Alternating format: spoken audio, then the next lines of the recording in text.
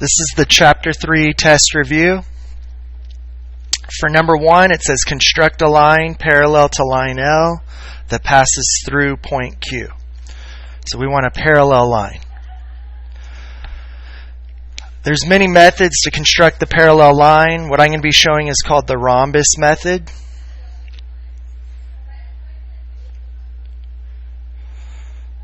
The rhombus method works because a rhombus has 4 congruent sides and opposite sides that are parallel.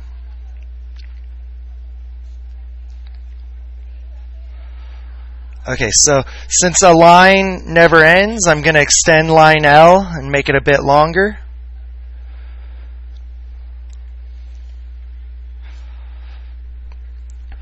And so point Q is one of my 4 points on the rhombus. So with the sharp point at Q, I'm going to draw an arc that passes through line L twice.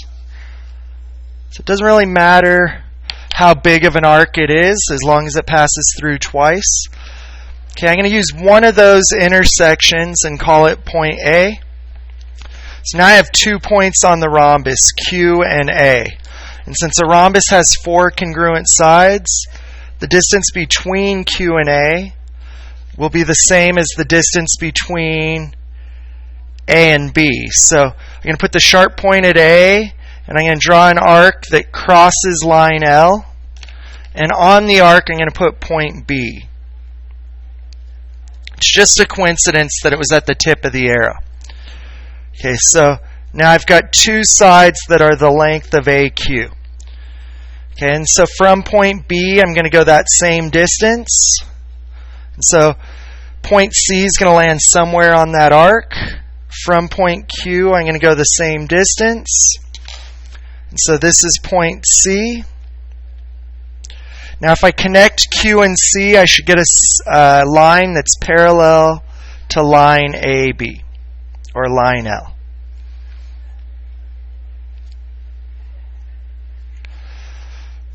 So these are parallel lines.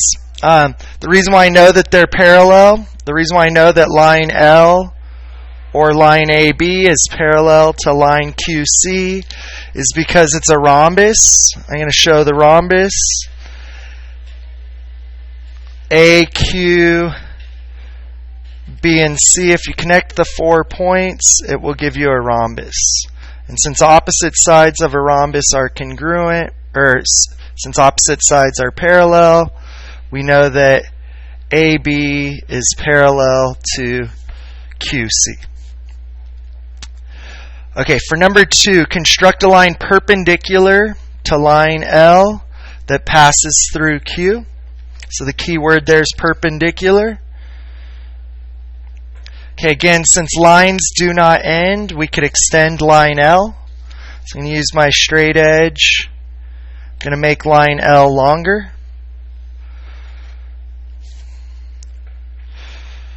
Okay, and so kind of the same first step as we did with the rhombus method. I'm going to put the sharp point at Q, and I'm going to swing an arc that passes through line L twice.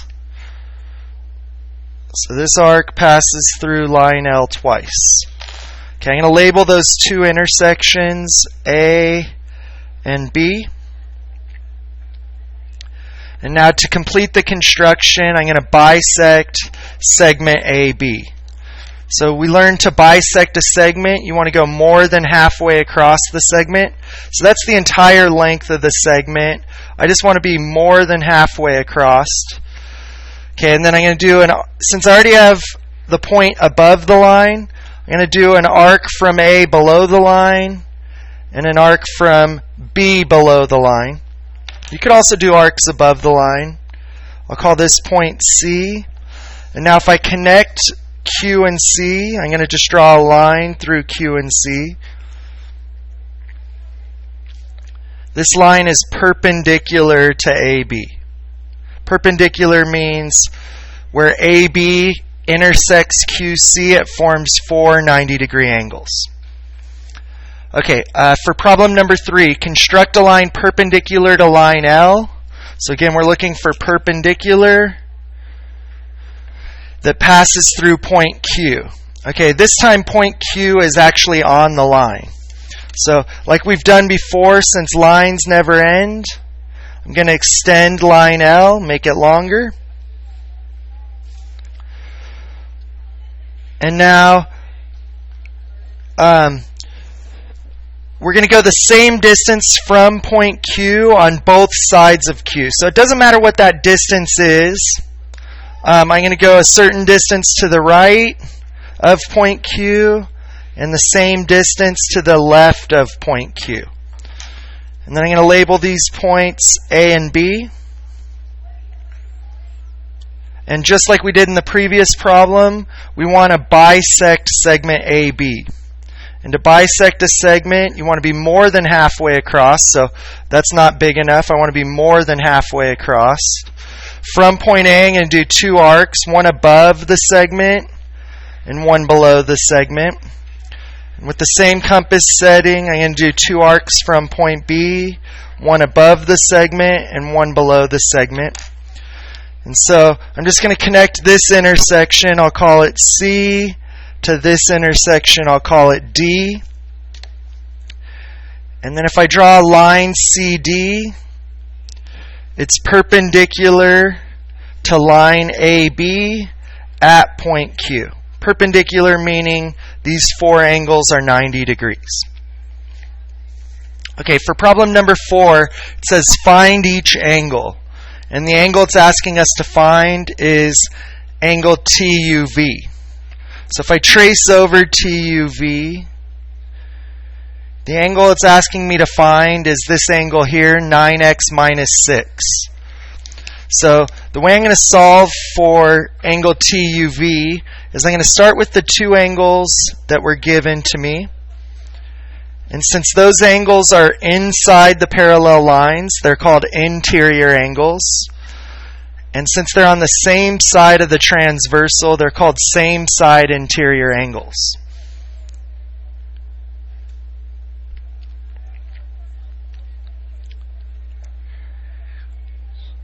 We learned that if the lines are parallel, which they are, then same side interior angles are supplementary.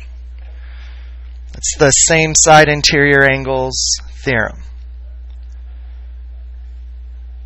Okay, so supplementary means if we add the pink angles, it should equal 180. So I'm going to say 9x minus 6 plus 3x plus 18. The sum is 180. Supplementary angles add up to 180.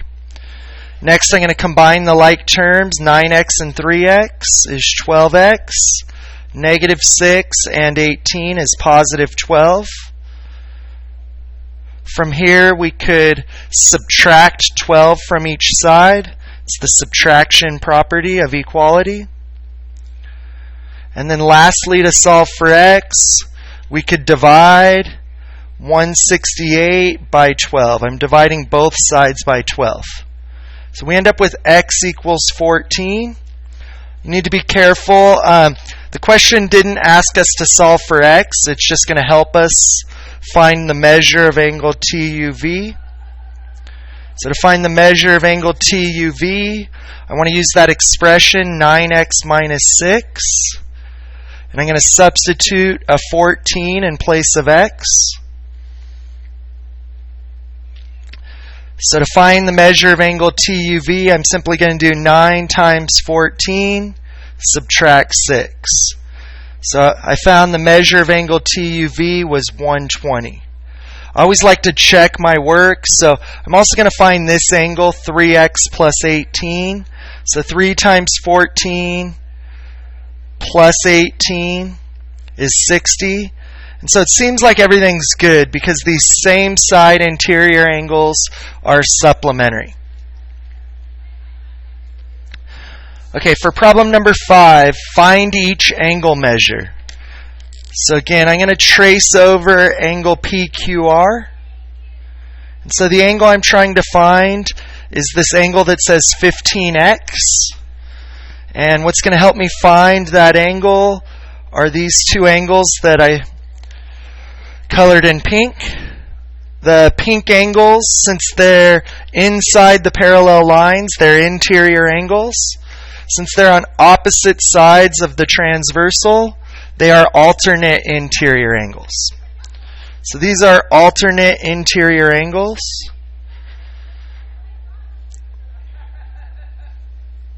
We learned that when the lines are parallel, alternate interior angles are congruent.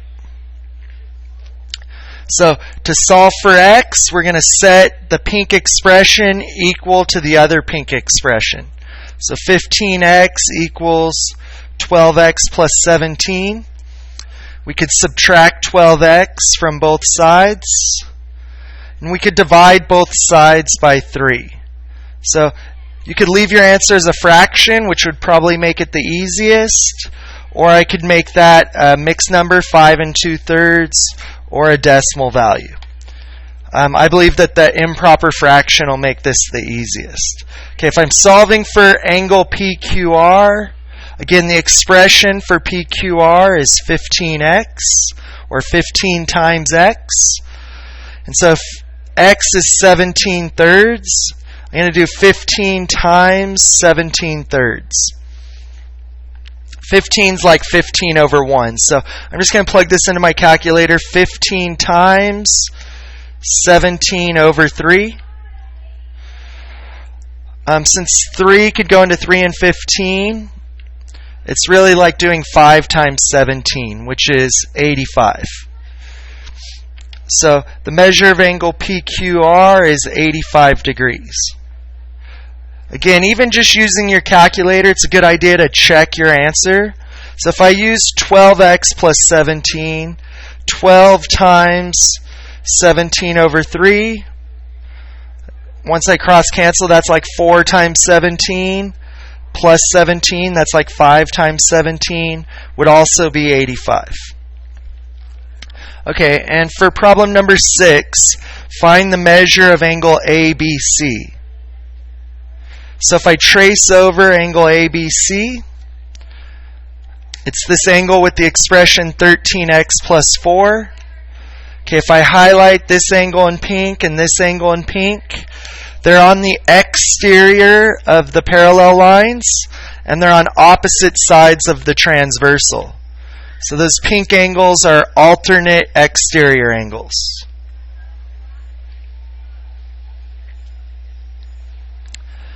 The alternate exterior angles theorem tells us that if the lines are parallel, alternate exterior angles are congruent. So since the lines are parallel, these pink angles are congruent. Congruent means equal. So I'm going to set 21x equal to 13x plus 24.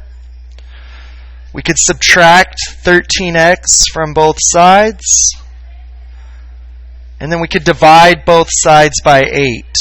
So we end up with x equals 3. Again, the question was not asking us to find x. So to find the measure of ABC, we could use the expression 13x plus 24, and we could substitute a 3 in place of x. So using my calculator, I'm going to do 13 times 3 plus 24. 13 times 3 plus 24 is 63 degrees. I highly recommend check your answer. So 21 times 3 is also 63. And so these pink alternate exterior angles are congruent. This is Mr. Moraga wishing you a very good SAT day.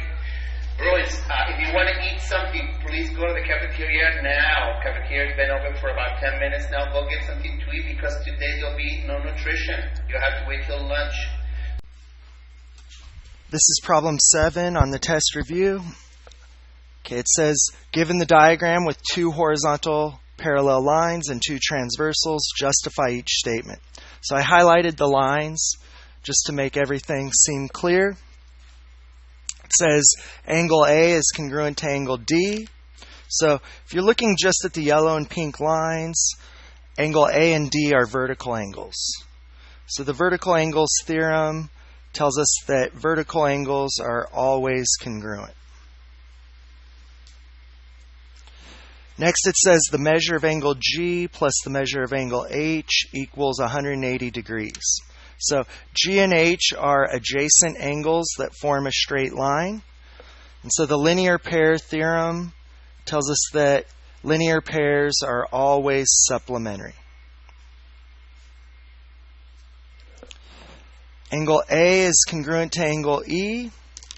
When the lines are parallel, the yellow and blue lines are parallel. A and E are in the same position. They're called corresponding angles.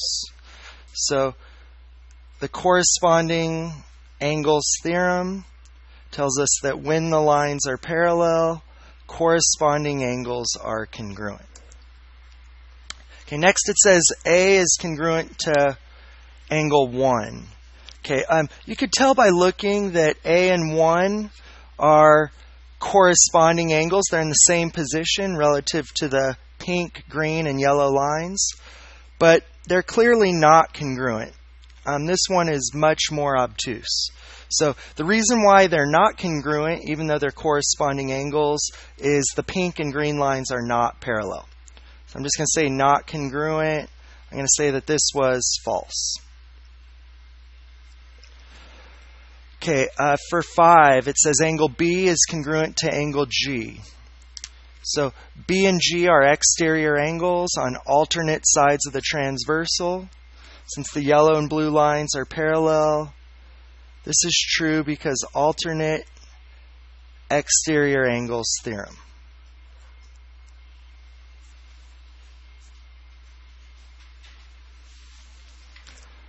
Okay, next it says angle 3 plus the measure of angle 5 equals 180. They're interior angles between the yellow and blue lines, and they're on the same side of the green transversal. The same side interior angles theorem says that same side interior angles are congruent when the lines are parallel. Okay, angle 4 is congruent to angle 5. These are alternate interior angles, and since the lines are parallel, alternate interior angles are congruent. It's the alternate interior angles theorem. Okay, next says the measure of angle D plus the measure of angle F equals 180. Okay, we've seen that before. They're same side interior angles, and since the yellow and blue lines are parallel, I'm going to abbreviate same side interior angles theorem. Same side interior angles are congruent. Okay, next says angle 2 is congruent to angle 7. Again, those are on the exterior of the parallel lines on alternate sides of the transversal. So I'm going to abbreviate, this is the alternate exterior angles theorem. Okay, angle 7 and angle 6 are congruent.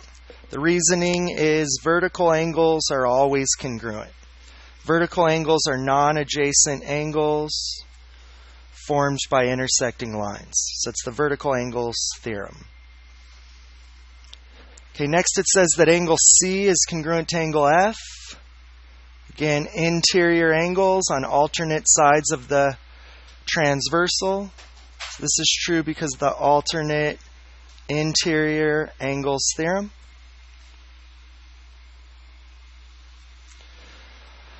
Okay, number 12, angle 3 plus angle 4. The measure of those angles, the sum is 180. They are adjacent angles that form a straight line, so they're a linear pair. So this is true because of the linear pair theorem. Okay, angle 4, the measure of angle 4 is congruent to the measure of angle 8. So the lines are parallel, and those are in the same position. Those are corresponding angles. So I'm going to abbreviate. The reason is the corresponding angles theorem. Okay, and finally, the measure of angle B plus the measure of angle F equals 180 degrees. So I'm not sure if that's true or not.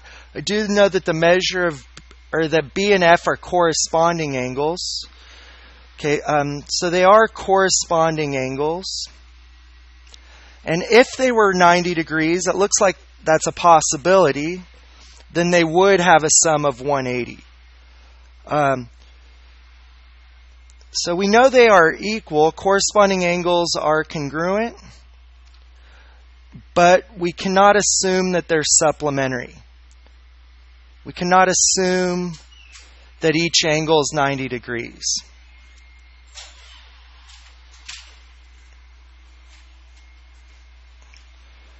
Okay, problem number 8 is a proof. We're trying to prove the alternate interior angles theorem. So it says, given line L is parallel to line M, prove that angle 2 is congruent to angle 3.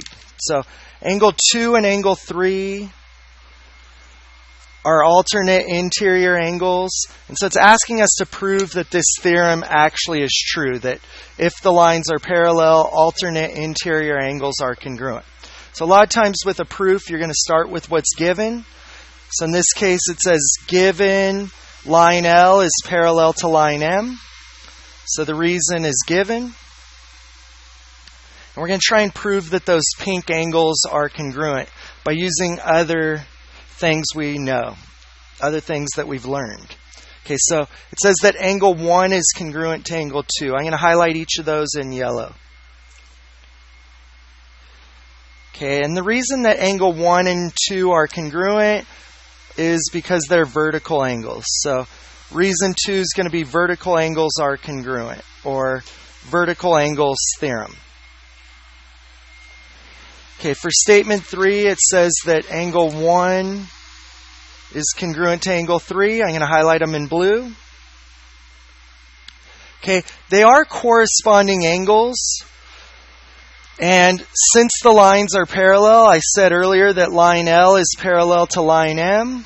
I know that corresponding angles are congruent. It's the corresponding angles theorem.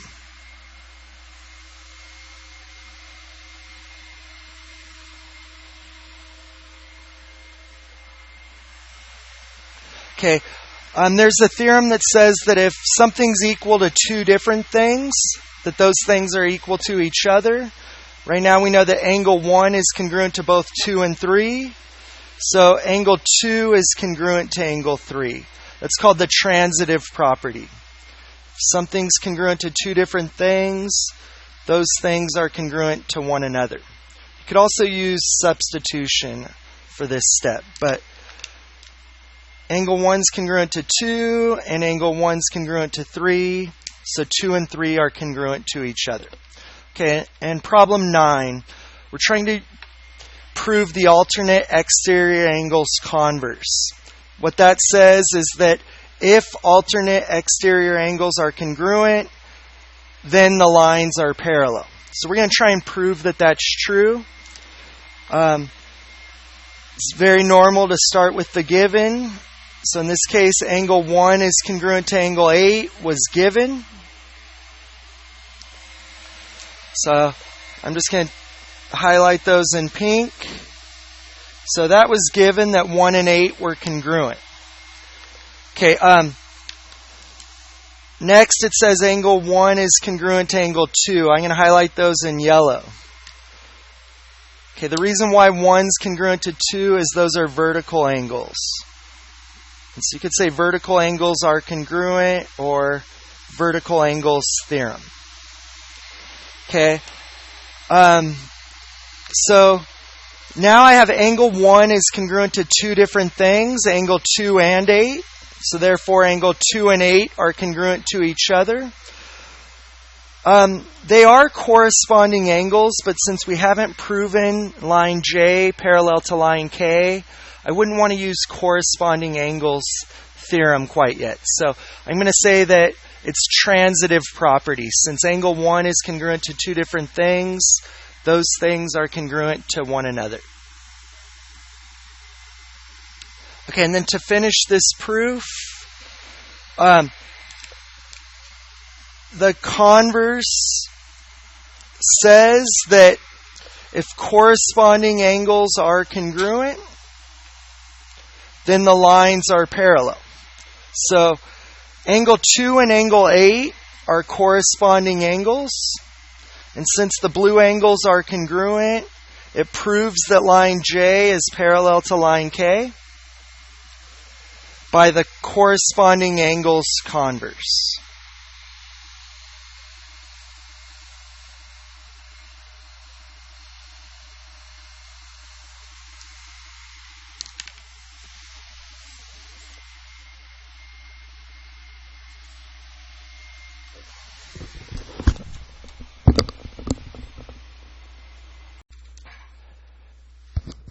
Okay, number 10, write an equation of the line passing through the point -2, 4 that is parallel to the line y equals 5x minus 7.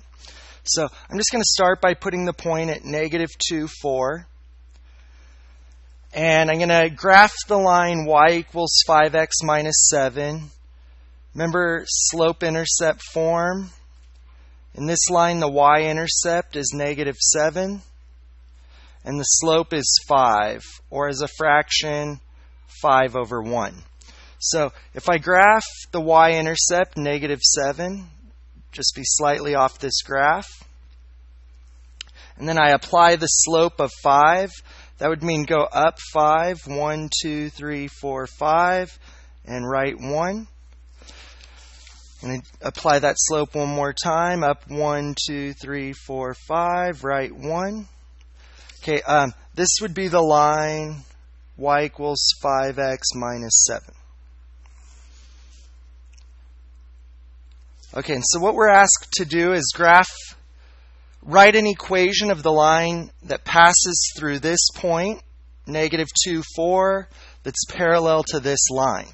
So what we should know about parallel lines is that parallel lines have the same slope. So if the slope of this line was 5, the slope of a parallel line would also be 5. Okay, and then we're given a point that it passes through.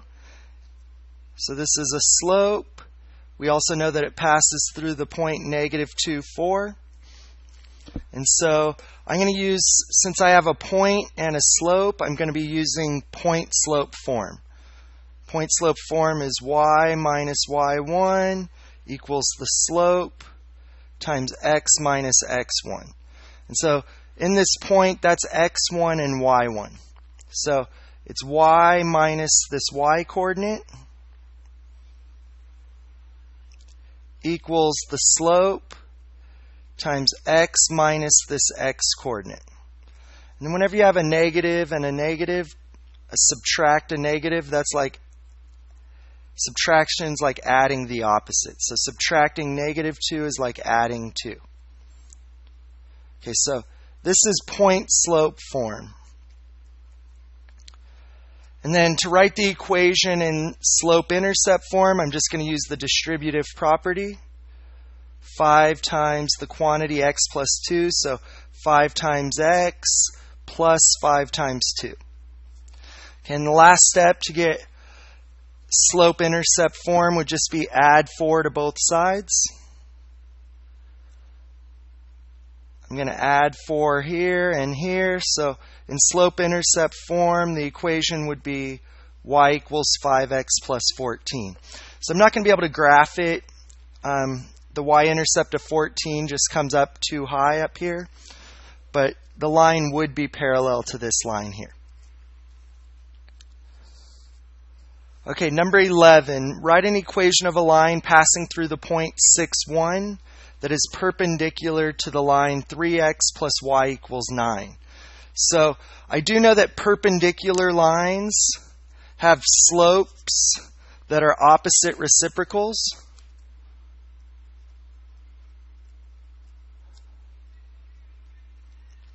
Opposite reciprocal slopes.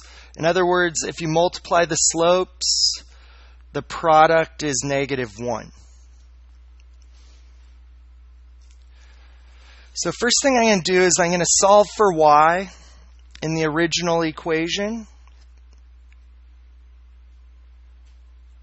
I'm going to subtract 3x from both sides. When you move it from one side to the other, it changes sign. Okay, so this is the same as y equals 3x, or this is the same as 3x plus y equals 9. Same equation. Okay, and you can see this equation has a slope of -3. And so to be perpendicular to a line with a slope of -3, you would need the opposite reciprocal slope. So for the perpendicular line, opposite of a negative is a positive. The reciprocal of 3 is 1/3. So the slope of a perpendicular line would be 1/3. If I multiplied 1/3 and -3, I would get -1. The product of the slopes of perpendicular lines is always -1. Okay, I also know that it needs to pass through the point 6, 1. And so again, we have a slope and a point. So I'm going to start with point slope form. So it's going to be y minus y1 equals the slope times x minus x1. This is point slope form. Okay, the y coordinate is 1, so it's y minus 1. The slope is 1/3. The x coordinate is 6, so it's x minus 6. Okay, I'm going to distribute the 1/3 to both sides, or to everything in parentheses. So it should say y minus 1 equals 1/3 times x is 1/3 x. 1/3 times -6 is -2. Okay, next I'm going to add 1 to both sides. If I add 1 to -2, -2 plus 1 is -1. So I added 1 here. The -1 and +1 canceled. -2 plus 1 is -1. So this is the equation in slope-intercept form. If I graphed it, the y-intercept's at -1. The slope is 1/3. So this line is perpendicular to the previous line. I could show that by graphing this. To graph an equation, I could graph it. The y-intercept's up at 9, so it's going to be a little higher than I would like.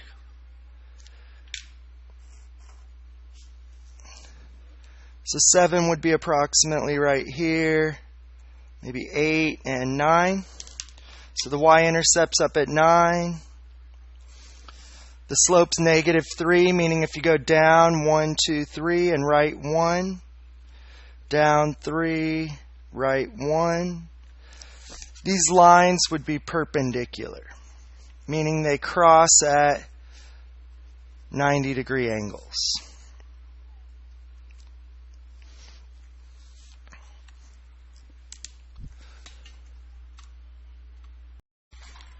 Okay, number 12, find the distance from point A to the given line. So I'm going to put a point at -2, 3. That's point A. And I'm going to graph the given line.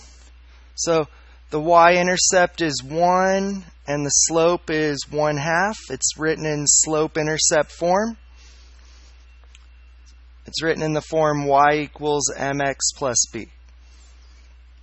Okay, so if the y-intercept's 1, that's our initial point. If the slope is 1/2, I'm going to rise 1, run 2. So up 1, right 2. And I'm going to graph the line. This is the line y equals 1/2 x plus 1. Okay, so it says find the distance from point A to the given line. So when it says find the distance, it means find the shortest distance. And the shortest distance is always the perpendicular distance. So I'm going to make a note of that. Shortest distance is the perpendicular distance.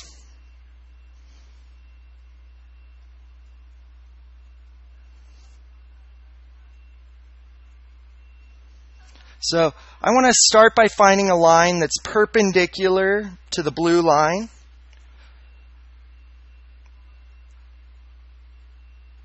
That passes through this point. So I'm going to call this step 1.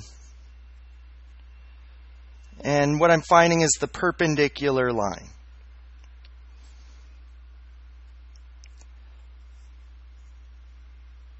Okay, perpendicular lines have opposite reciprocal slopes. So the opposite of a positive is a negative. And the reciprocal of 1 over 2 is 2 over 1, or just 2. So the opposite reciprocal slope of 1/2 would be negative 2. Okay, so now I have a slope. I know that it passes through the point negative 2, 3. And so if I just apply this slope down to right 1, down to right 1, I could get an idea of what the line is going to look like. But I cannot tell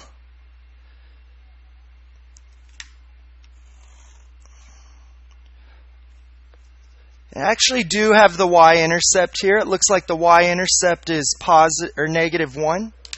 So if just by graphing I was able to find that the y-intercept is negative 1.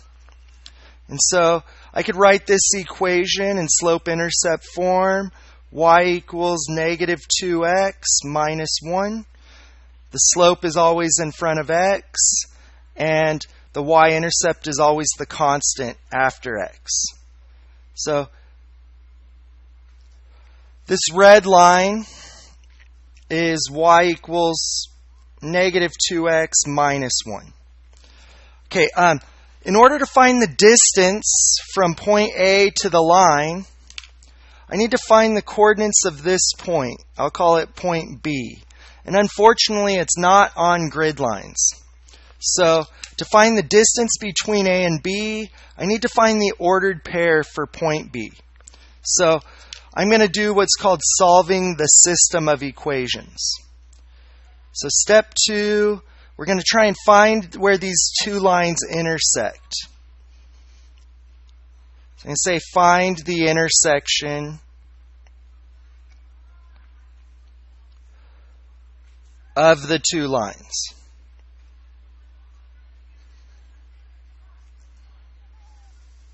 So the first equation that was given was y equals 1/2 x plus 1. And the second line that I wrote was y equals negative 2x minus 1.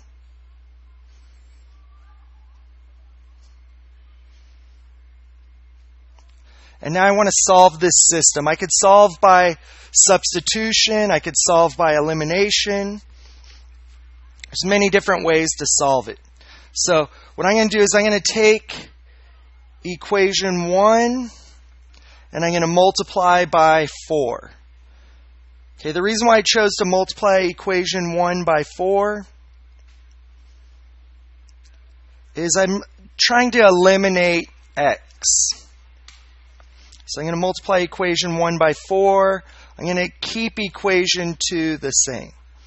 So if we multiply equation 1 by 4, 4 times y is 4y. 4 times half x. 1/2 of 4 is 2, so that'd be 2x.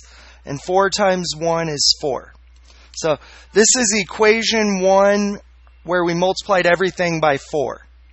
Okay, I'm going to keep equation 2 the same. And then I'm just going to add the two equations together. So 4y plus y is 5y. Okay, this is y. I multiplied the first equation by 4 to eliminate x. We eliminate x here. 4 plus negative 1 is 3. And then I could just solve this equation to find y. So if 5y equals 3, divide by 5. And so I could write it as a fraction, or I could do 3 divided by 5. And so as a decimal, the y-coordinate is going to be 0.6. Now, using one of these other equations, I'm going to choose equation 2.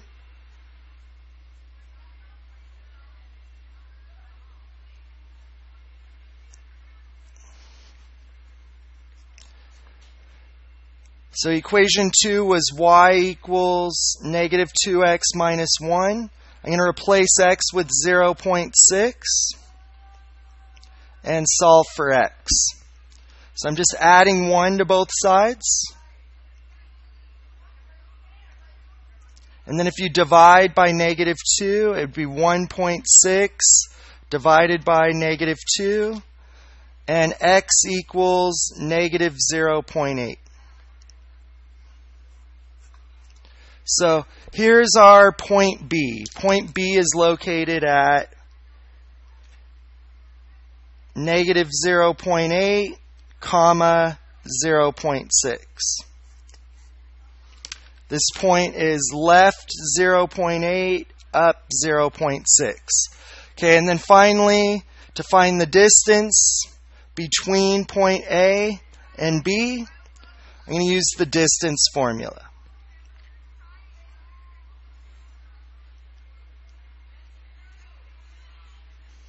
So I'm still on problem 12.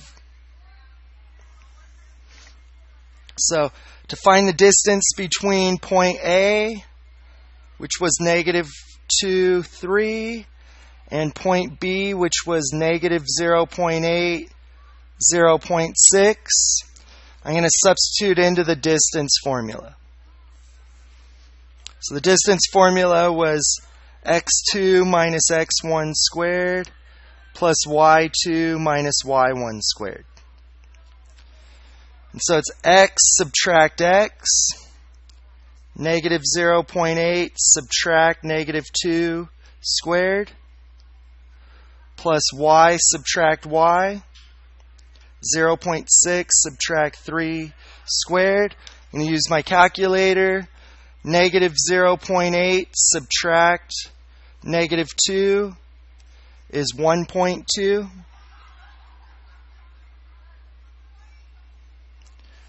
0.6 subtract 3 is negative 2.4.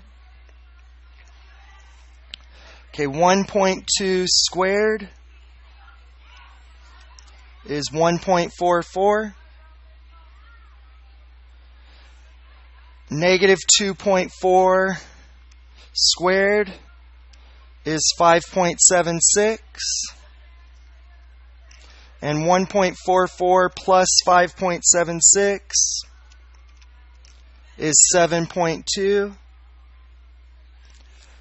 And so the distance between A and B is the square root of 7.2. So the distance between A and B is approximately 2.7.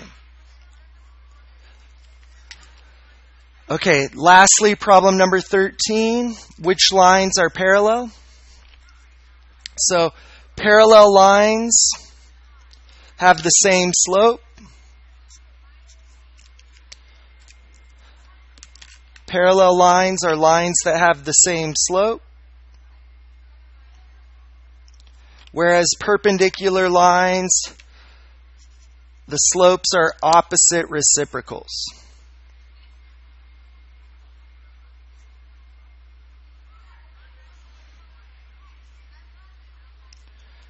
So there's several lines here. I'm going to try and find the line, each line. So I'll start with line P and line Q. Those are the two lines with a positive slope.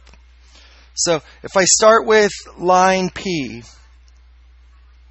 This point's on line P as well as this point. So if I start here, I could go up 1, 2, 3, right 1, 2, 3, and I would lie on that line. So the rise over run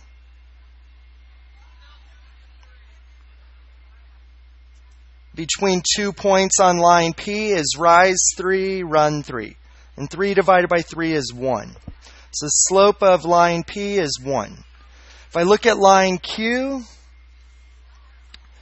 and 2 points on line Q, if I go from this point to this point, I would go up 1, 2, 3, right 1, 2, 3, rise 3, run 3. And so line Q also has a slope of 1. So what that tells me is that line P is parallel to line Q. They have the same slope. Okay, now I'm going to look at a few of the other lines. For example, I'm going to look at line T